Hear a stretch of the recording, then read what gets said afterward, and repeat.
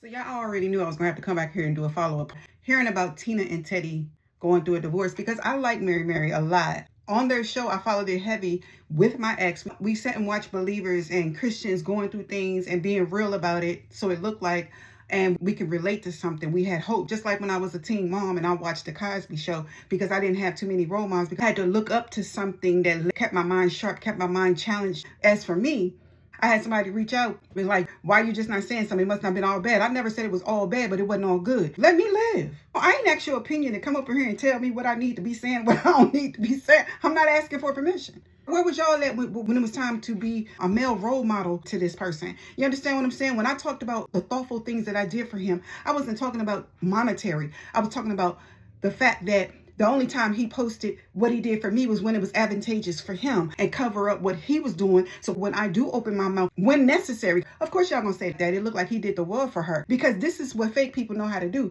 They know how to set a false stage. But you better go read the Bible, what it says about false altars, how God will humble you and bring you to your knees on your false altar. I'm not chasing looks and views. I've been in this game and content for a long time because it's ministry for me. Those people that look up to me, quotes, my vlogs, any book that I've written, I'm going to have to be my authentic self when I'm healing, because a lot of people depend on me to do that as well.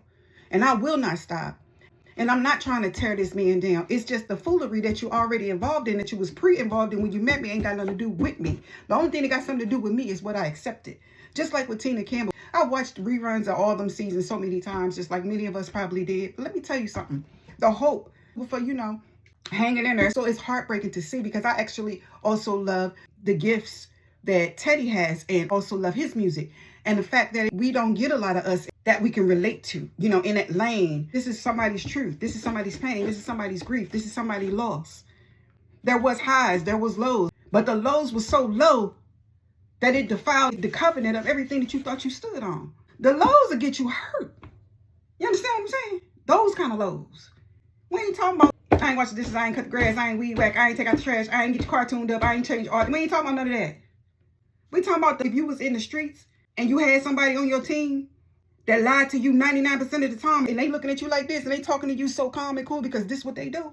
And you couldn't grow with them, you couldn't plant no seed in them, and it was bad ground. And you didn't know that that's what they choose to be all the time, and they want you to be bound to that. And then they scripturally beat you with it and remind you why you can't divorce me. God despises divorce. And honey, you defiled the bed with your acts, your deeds, your thoughts, and your locations. Child, bye. I'm not mad. I'm actually shocked that I ain't said nothing before now.